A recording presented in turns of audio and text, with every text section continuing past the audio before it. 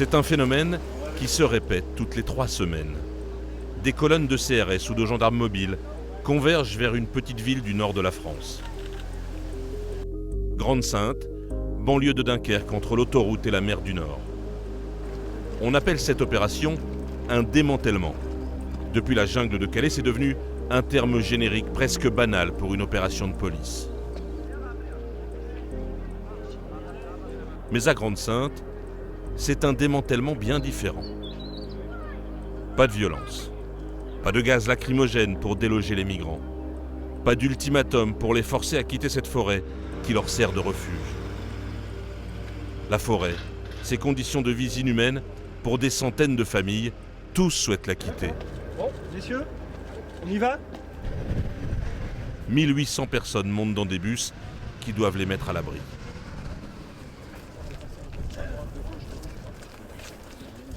Quelques heures plus tard, les officiels peuvent constater que l'opération est réussie. Faites attention de ne pas toucher les tentes, de ne pas rentrer dedans. Question sanitaire. Pardon.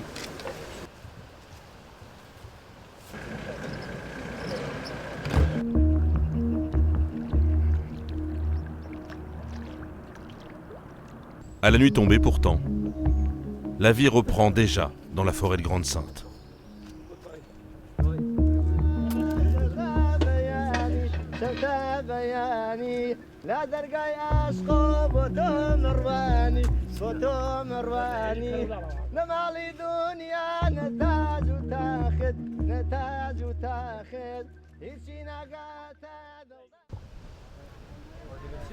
Le lendemain matin, une camionnette blanche effectue les premières distributions de nourriture.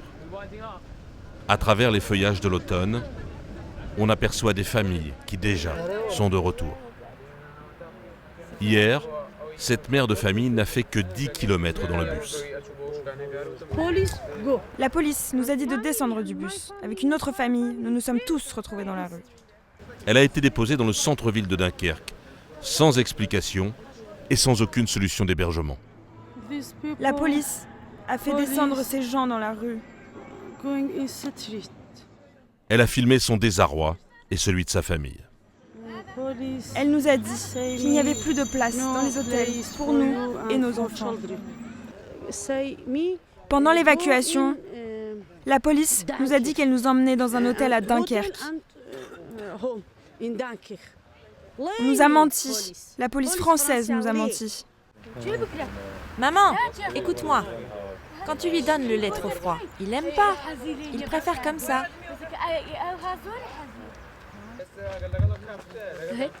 Lisa a 9 ans et cela fait déjà 4 mois qu'elle habite dans la forêt. Elle en a compris tous les codes. C'est délicieux, hein? Toute la jungle est partie à l'hôtel. Il n'y a plus que 2 familles ici. Je n'ai même plus de tente.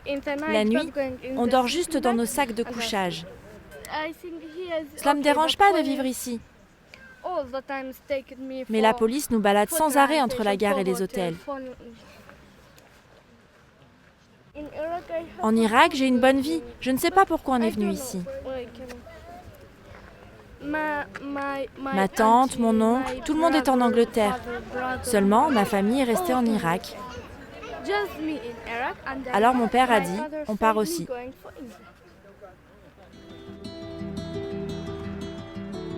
Les habitants de Grande-Synthe appellent cette forêt le Puitouk. C'est un grand parc avec un lac où l'on vient faire du canoë, des chemins pour le jogging ou pour promener son chien. 2 jours après le démantèlement, c'est surtout à nouveau un camp de migrants qui se reconstitue. Charlie va venir avec de la nourriture et de quoi recharger vos portables. On a beaucoup de demandes sur Messenger, qu'ils ont froid, ils nous demandent de venir les aider, etc. Donc ça, on va leur donner. Après, nous, notre but, c'est vraiment de négociation avec la sous-préfecture et la ville pour trouver une solution pour ceux qui restent dehors, qui sont restés sur le carreau, et pour les nouveaux arrivants. On n'a pas de sac de couchage ? Est-ce que tu as une veste pour moi ? Une veste, elle est petite. Moi aussi j'ai besoin d'une veste. J'en ai qu'une.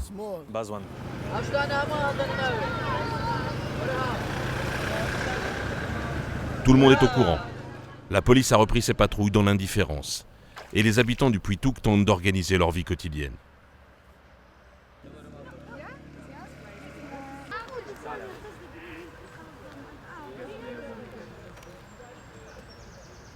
La Jeanne et ses amis n'ont pas mangé depuis 2 jours. Mais ce midi, un pot de crème, une baguette, c'est presque un festin pour ces adolescents. Donne-lui du pain. C'est le mien celui-là. Pourquoi tu le mets là-bas? Moi j'ai 15 ans. Lui 14 et lui 13 ans. Ma vie est difficile en Irak. Ma famille m'a dit d'aller trouver une fille meilleure en Angleterre pour gagner de l'argent et apprendre la langue.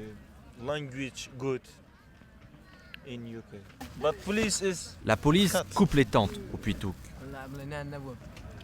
Je ne sais pas trop où l'on peut rester, à part ici. On va dormir là. Cela fait 2 jours qu'on n'a pas mangé. Ici, on n'a pas le choix. Soit on doit essayer de passer dans les camions, soit on se retrouve en prison. Pourquoi?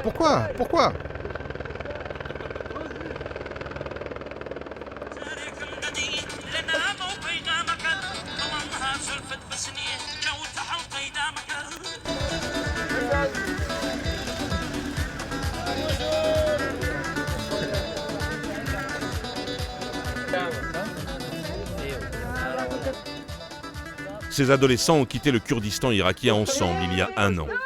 Ils viennent du même village et ils se sont jurés de rejoindre ensemble l'Angleterre. Mais ce n'est pas pour ce soir. Ils sont fatigués. Ils vont dormir dans un sac de couchage à même le sol. On n'essaie pas ce soir. Ce soir, il est trop tard pour passer. On va dormir ici et on essaiera demain ou après-demain. زنقلي شنويران كرت بويد اللهم لو بندانا بوليس بروبلم والله بروبلم بوليس معاقية وخدايا كاك جيارة نيرة للاي مرة واستاوى تلفوني كيبو هذا والله لجارة واوا بباب تبلي والله حيب منيا اللي رقعد اندانا حماماي فرين دبي لتركيا لقلماوا لتركيا بو رومانيا بو هنغاريا بو سلوفاكيا بو تشيك والله لتشيك لألمانيا جيران بس بخواي جيران زختا وبنجمور نكراوا Attends, laisse-moi finir ma chanson et on s'embrasse après.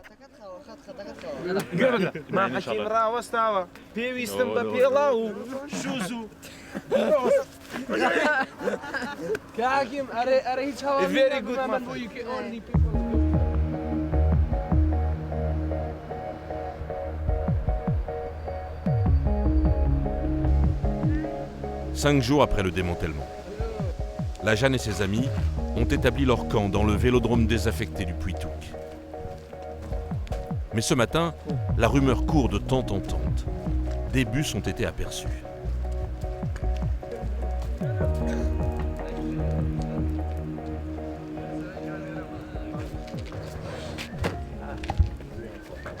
C'est quoi ça? Les adolescents espèrent qu'ils pourront se mettre à l'abri. Ils ont regroupé leurs affaires. Qu'est-ce qu'on fait ici? La pluie et le froid arrivent, on ne peut pas rester. On part dans des hôtels. Dans l'après-midi, une représentante de la préfecture arrive sur place. J'ai pas 200 places, hein, D'accord, donc ok. J'ai 80 places d'hébergement D'accord. disponibles Ok, qu'on a dégagées ce matin Ok. pour les rendre D'accord. disponibles cet après-midi. Donc voilà, il faut qu'on régule un peu. d'accord, ok. Et le secteur, c'est où? Parce qu'il nous demande... Secteur de Lille. C'est Lille? Ok, d'accord. Essentiellement secteur de Lille. Ok. Et pour les familles, c'est possible aussi? Pour les familles, c'est possible aussi. Ok. Tout à fait. Ok, très bien, parfait. Ok, merci. No cap ça. Hôtel? Les hôtels sont dans les alentours de l'île. Pas de police. C'est un auto-démantèlement. Car tout le monde veut monter dans les bus. Hakim, je te donne 5 € si tu fais monter dans le bus.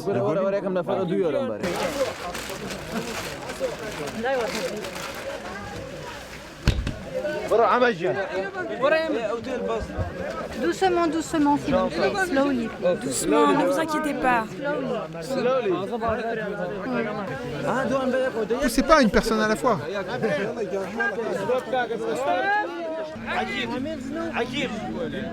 Hakim, il y a un problème. Ils ne veulent pas nous laisser rentrer dans le bus. Il est avec lui, ils sont ensemble. Ils sont arrivés ensemble, les deux là. C'est pas bien de famille.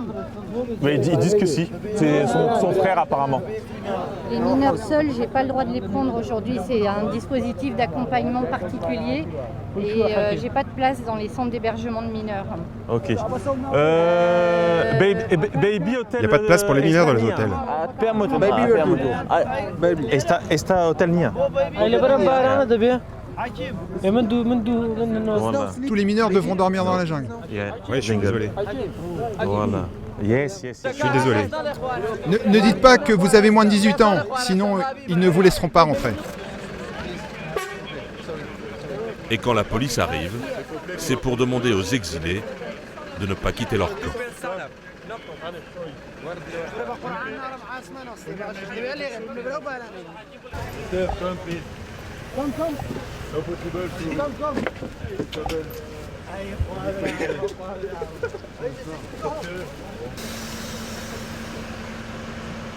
La Jeanne a réussi à se faire passer pour majeure et à présenter ses amis comme ses jeunes frères. Alors ce soir, ils dormiront dans un hôtel de la région lilloise. Mais pour les autres, une nouvelle nuit de galère se prépare.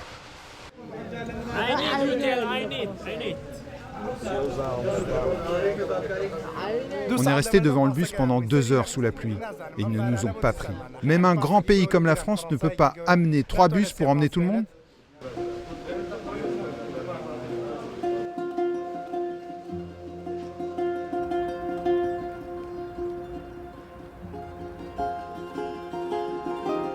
La petite Lisa et sa famille ont passé la nuit dans un hôtel près de l'aéroport de Lille. C'est tout l'établissement qui a été réquisitionné pour accueillir les exilés. Un répit, une parenthèse, mais chacun sait qu'il devra repartir.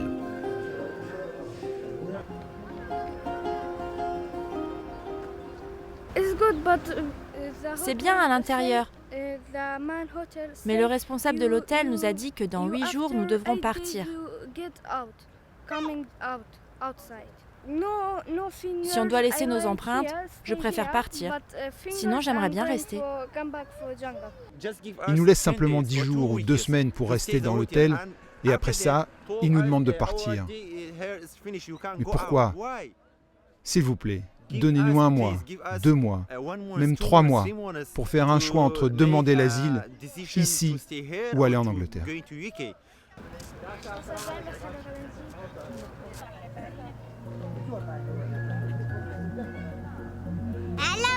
Bonjour mon ami. On va fêter Noël en Angleterre.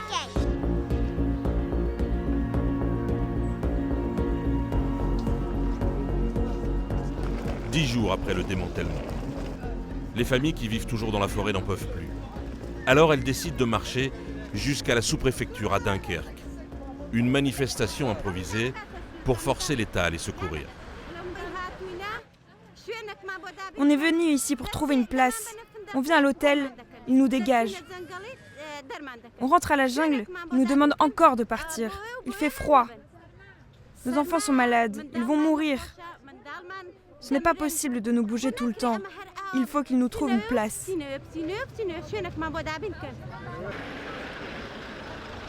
Après quelques heures de sitting, le sous-préfet envoie un bus, un seul.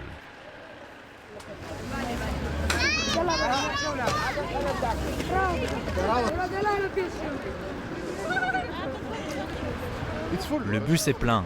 Comment ça plein ? On va où ? On va vérifier si c'est vraiment plein.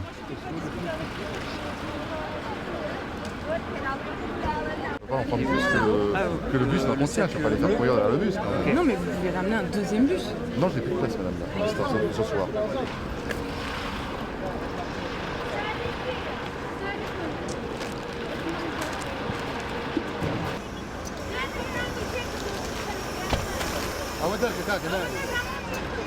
Sors le sac d'ici et donne-le-moi.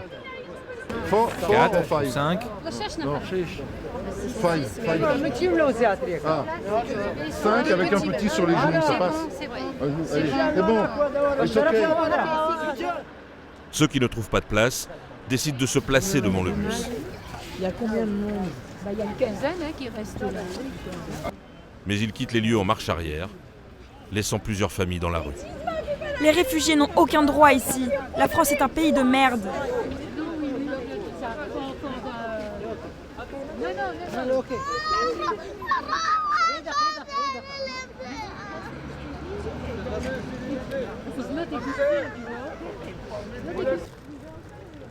Lisa et sa famille ont quitté leur hôtel. Dans la forêt du Puitouk, ils avaient un trésor à récupérer. La veste est ici. Un jeu de piste nocturne pour le retrouver.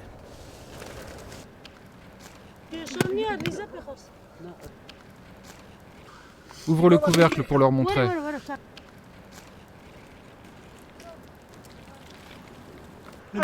C'était dans la jungle et quand la police est venue, les amis l'ont laissé. Ils nous ont demandé d'aller le chercher. Nous avons toujours du miel sur nous depuis qu'on est parti du Kurdistan. On l'a mis dans des petites bouteilles en partant et on en a eu jusqu'à notre arrivée en France. C'est le vrai miel du Kurdistan.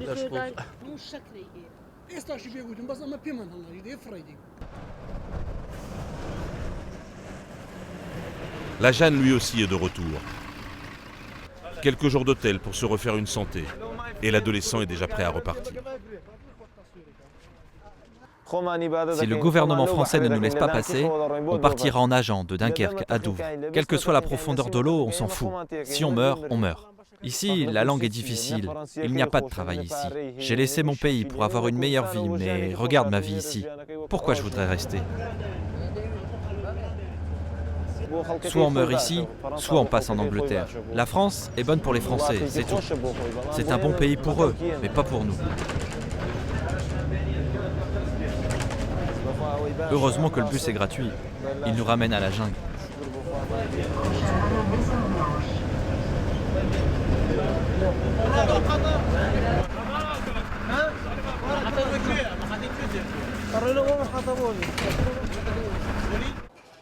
Je vais mourir de faim. Il faut qu'on aille acheter du pain. Pour son premier repas dans la forêt, il fait un crochet par le centre commercial. Pour lui et ses amis, c'est toujours la même recette, le meilleur de la gastronomie française.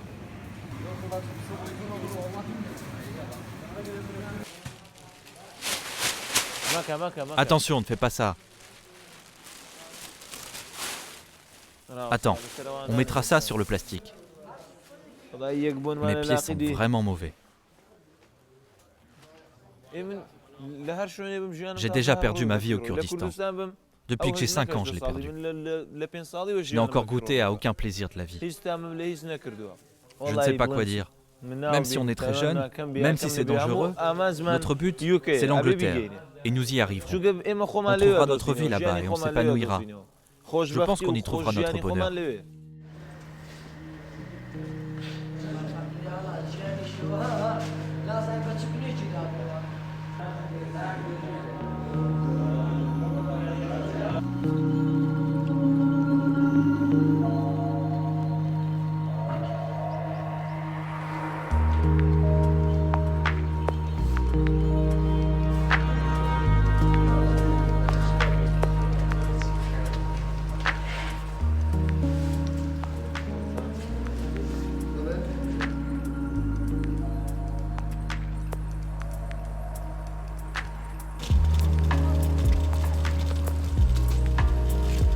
« 20 jours après le démantèlement dans la forêt du Puitouk, des centaines d'exilés vivent à nouveau dans cette jungle reconstituée.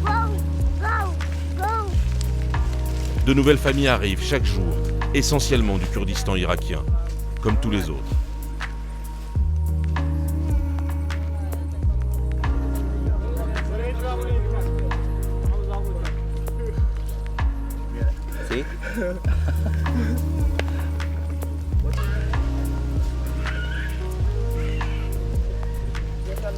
On dirait une petite fille de la jungle. Mange, mange ma fille. Lisa et sa famille ont repris leurs habitudes, ramasser leurs affaires au petit matin et attendre les passeurs le long de la route. On suit les passeurs dans la forêt, à côté du parking. On attend les camions qui partent en Angleterre. S'il n'y a rien, on retourne dans la jungle.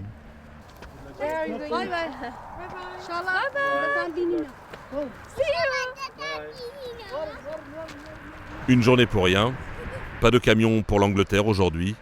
Il faudra passer une nouvelle nuit dans la forêt du Puy-Touc.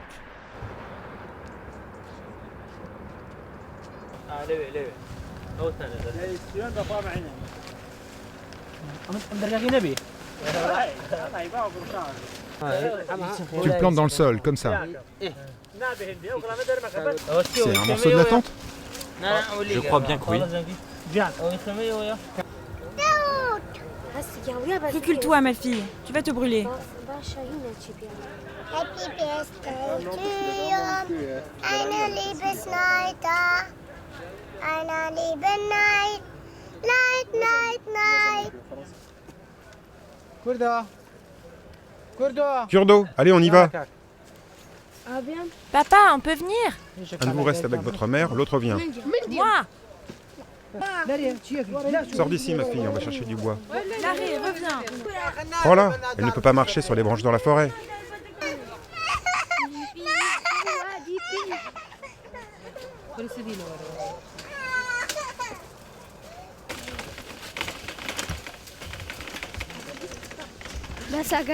Quand on allait faire des pique-niques au Kurdistan, mon père allait chercher le bois pour faire du feu.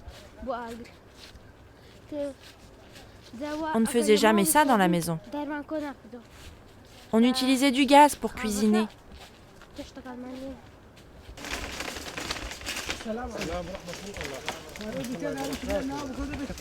Le bois est sec sur cette table?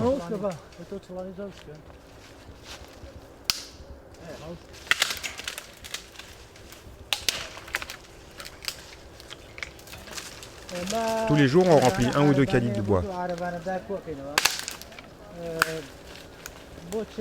Pour cuisiner et pour faire du feu, pour se tenir chaud. Ce travail, nous ne l'avons jamais fait au Kurdistan. Là-bas, nous avions tout. Nous n'avions pas besoin de ça. Parce que nous n'avons plus rien, c'est une obligation pour nous d'utiliser le bois. C'est la seule solution. Kurdo, essaye de couper la branche sous tes pieds. Bien sûr, je n'aime pas détruire la forêt comme ça, mais nous n'avons pas d'autre solution. Tant que le gouvernement français ne nous laissera pas passer en Angleterre, on sera obligé de continuer à détruire la forêt. Ramène du papier, vite. Passe-moi le papier que la police t'a donné. Hé, papa, je suis sûre que toi, t'as au moins 100 papiers de la police.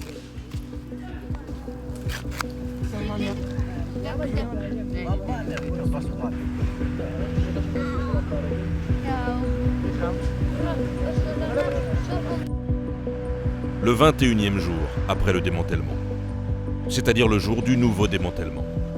Car la routine est bien réglée, toutes les 3 semaines. Des colonnes de CRS et de gendarmes mobiles ont convergé au petit matin vers la forêt du Puy-Touc. Les familles vont monter dans des bus à la destination improbable. Un ministre viendra peut-être, ou peut-être pas. Lisa et sa famille gagneront quelques jours de chaleur dans un hôtel de banlieue. La Jeanne, lui, n'est plus là. Et tout le monde est au courant dans la jungle. Avec ses amis, il a atteint son but. Il est passé de l'autre côté, en Angleterre.